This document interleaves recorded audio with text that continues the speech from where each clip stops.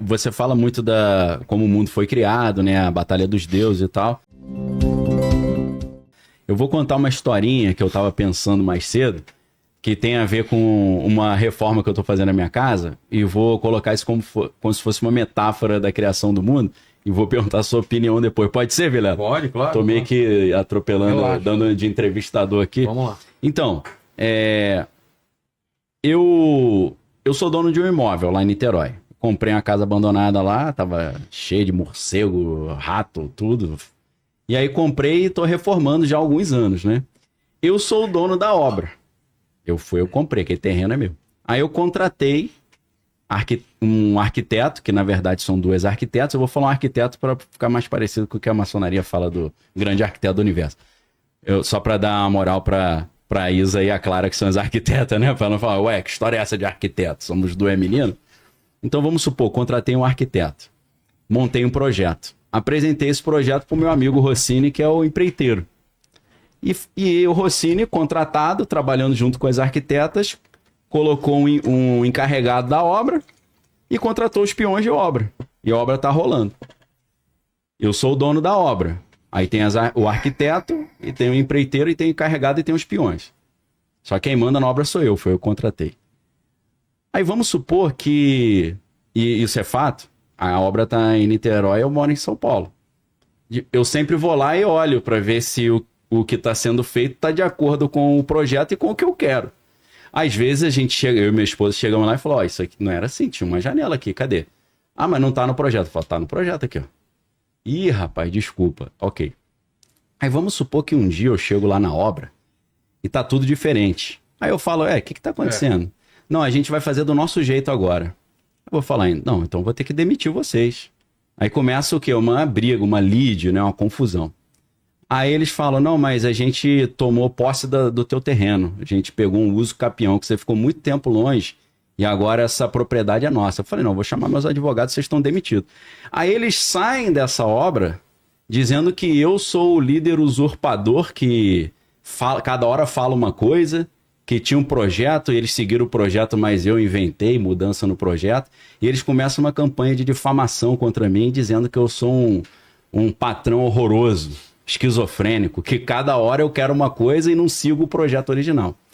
Eu imagino que o Criador, independente do nome que for, prefiro nem usar Yahvé, porque na Bíblia, quando Moisés fala, qual que é o seu nome? Ele fala Erie, Asher, Erie, né? Eu sou o que eu sou. Tem relação com a palavra hebraica Yahweh, né? Que é o Yahvé, mas pode não ter. Então esse ser criador, para mim, a confusão que aconteceu foi essa. Ele contratou um arquiteto, o arquiteto botou um empreiteiro, botou um encarregado, botou um monte de peão, e eles começaram, você fala muito que eles encontraram um defeito na obra, né? Então eles não, na minha leitura, eles não apenas encontraram um defeito na obra, mas eles encontraram, além do defeito, uma oportunidade de fazer um uso capião naquela obra e ficar com a obra para eles. E isso só colaria para a plateia, né, para a mídia, e vão falar, Daniel é uma pessoa pública, a gente vai precisar difamar o Daniel, porque ele tem mais de 1 milhão de seguidores, ele vai nos difamar, vamos difamá-lo antes. E aí eu me encontro nessa situação, falo, caramba, esses caras estão conspirando a assumir o controle da minha obra, fizeram o uso capião, arrumaram advogado, estão dizendo que a obra é deles, e estão criando uma difamação, um assassinato de reputação. Eu creio que a realidade do mundo criado é semelhante a isso. O criador, ele fez a obra, colocou um engenheiro, um empreiteiro e tal, independente de qual o nome dessas figuras, não vou usar Lúcifer, nem Satanás, nem Samael, nem nada disso.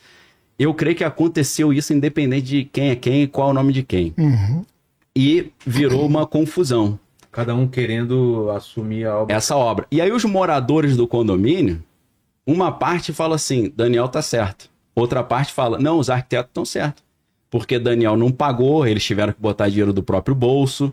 Então eles assumiram a obra para eles como pagamento pelos honorários que Daniel não pagou. Aí ficou a confusão do caramba. É igual briga de marido e mulher. Sei. Que assim, a gente discute com a esposa. Você tem uma interpretação, a esposa tem outra, e a vizinha tem outra, o teu amigo tem uma, amigo, não é assim? E aí começa uma única história ter várias versões que são altamente contraditórias. Eu creio que algo dessa natureza aconteceu. Que teve o criador e designou ali um arquiteto, um empreiteiro, né, um encarregado, e eles quiseram usurpar essa obra e levar o crédito. Independente de Yahvé, Bíblia, Jesus ou não, você acha que faz sentido essa leitura, na sua opinião? Ela é uma excelente metáfora. Sim. Que bem representa a visão judaico-cristã daquilo que é explicado na Bíblia. De que, de fato, há um senhor, um senhorio, um dono. Né? O próprio Jesus, menino, quando ficou esquecido em Jerusalém pelos pais, reza a fofoca espiritual que ele ficou 3 dias lá, Sim, escutando os doutores da lei. E isso aí está no Evangelho. O que é que não está no Evangelho? É que quando ele estava lá escutando um dos doutores da lei, lendo o livro da sabedoria de Salomão, sim, fala em Rockman. sim, a sabedoria. Aí pergunta, Que é a Sofia, disse, né? Na quem é Rockman? Aí o nosso amigo doutor da lei teria dito, é uma espécie de diretor executivo de Deus, que faz as obras junto com Deus, em nome de Deus, blá, blá, blá, braço blá, blá. direito dele. Que seja. Mas assim, Daniel, respeito, é uma visão bonita. Sim, sim. Claro, nós humanos precisamos organizar os pensamentos, de novo, para estruturar aquilo que a gente acredita e pensa ser o melhor para a gente, e isso aí não há discussão. Sim. Mas assim, sob a perspectiva de uma filosofia mais adulta, profunda e desagradável, você delega autoridade. Isso aí você pode delegar, mas a responsabilidade você não delega nem a pau. Se cair o prédio... A responsabilidade tá? Então, assim, em termos de nós definirmos um conceito de um Deus, ou de um Criador, ou do maioral na história, tá? Nós vivemos diante de uma obra que, se você observa a natureza como ela é, independente de narrativa bíblica, só olhar para a natureza, todas as espécies nascem. Primeiro, tudo que é vivo já nasce com o germe da sua própria morte. Todas as espécies animais nascem para comer umas às outras, inclusive algumas vegetais. Né?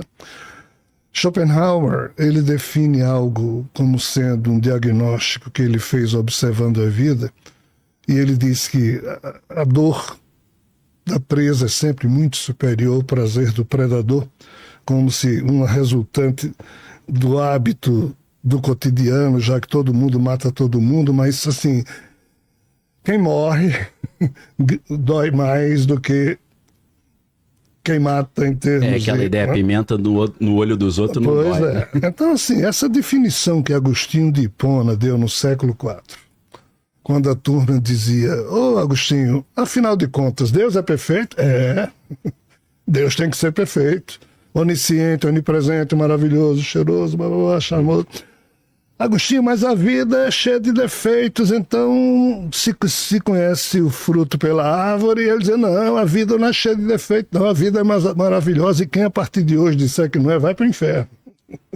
Então, assim, a teologia católica meio que impôs você fazer vista grossa ao fato de que um ser amoroso, perfeito, não criaria uma vida onde a natureza já nasce doente.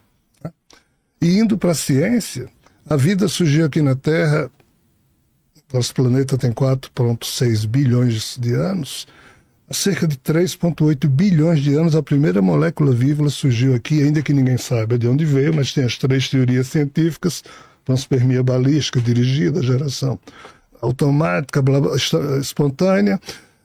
Os cientistas não sabem explicar o como, mas todos concordam que essa molécula-mãe apareceu há 3,8 bilhões de anos. Ela é a molécula-mãe de tudo que hoje existe na Terra. Qual o detalhe? Os primeiros fósseis dessa molécula-mãe, todos eles têm câncer. A ciência encontrou. O que implica dizer ou constatar que a vida que surgiu aqui na Terra já veio bichada, doente, o que só ratifica a visão de Schopenhauer e de outros. Então, assim, diante desse quadro, eu tenho muita dificuldade em construir uma teologia, em construir uma reflexão que poupe, seja lá quem for, o dono, o Daniel da história. Ou o calculista, o engenheiro Seja lá o que for, porque a obra ela é problemática nessa perspectiva. Factualmente, ela é problemática. E assim, Eu, Rogério, eu tenho um defeito. Bem, eu tenho 337 defeitos que eu contei. Os que eu não contei ainda, estou tentando descobrir. Um deles é porque muito cedo na vida, eu fazendo pergunta aos irmãos maristas, que me deram uma formação espetacular, excelente, até hoje eu guardo no meu coração, e também aos meus avós e minha mãe que me formaram. Meu pai morreu muito cedo, eu tinha 3 anos de idade, não pude conhecê-lo. Vim conhecer depois que alguém apertou um botão e essa coisa chamada mediunidade. Hoje eu pareço o bisavô dele, porque ele morreu, ele tinha 27 anos e eu tenho 66, um cara de 110. Então, assim, nessa perspectiva de fazer algumas perguntas e não ver respostas, né? Quando surgiu o conceito de transtorno cognitivo, que é algo que a gente não pode discutir, porque infelizmente existe. Academicamente está bem posto o conceito, de que é quando você cria uma narrativa para lhe satisfazer, ainda que você não possa comprovar você mesmo que aquilo é real, mas você toma como verdade para lhe satisfazer. É o famoso me engana que eu gosto. Lei para inglês ver. Então, assim, para mim, Sim. a crença em Deus de qualquer forma, né, ela passa por uma pergunta: eu posso provar a mim mesmo que Deus existe? A resposta que eu dou é não. Então, como vocês muito bem explicam, isso é uma questão de fé. Perfeito, tem que ser respeitado. E eu respeito. E tenho Deus no meu coração. Tá? Agora, o Deus bíblico, Sim. que é esse Deus mitológico, na hora em que a gente sai daí e percebe que o Javé é o mesmo Brahma que na mitologia ariana hindu disputa com o Vishnu e Shiva, quem dos três, antes desse universo surgir, lá fora foi quem de fato criou esse universo. E agora que os três estão aqui dentro, quem dos três manda? Então, assim, as mitologias anteriores à mitologia judaica retratam um quadro de onde aquele ser sai e diz que é superior a todos os outros deuses, e ele monta a história hebreia, judaica, que é hoje a que nos formou aqui no Ocidente, e então surge a questão do único Deus, né? Então, assim, ainda que o que você colocou tenha toda uma racionalidade muito bem estruturada, mas ainda assim eu penso que não justifica, porque você pode delegar autoridade, responsabilidade não. E se a coisa existe desse jeito, e ele é o criador, o Daniel, o dono do terreno, tá certo? A responsabilidade é do Daniel, se ele contratar um arquiteto. Não, se eu contratei o calculista e ele calculou errado o prédio, a culpa é dele, não é minha.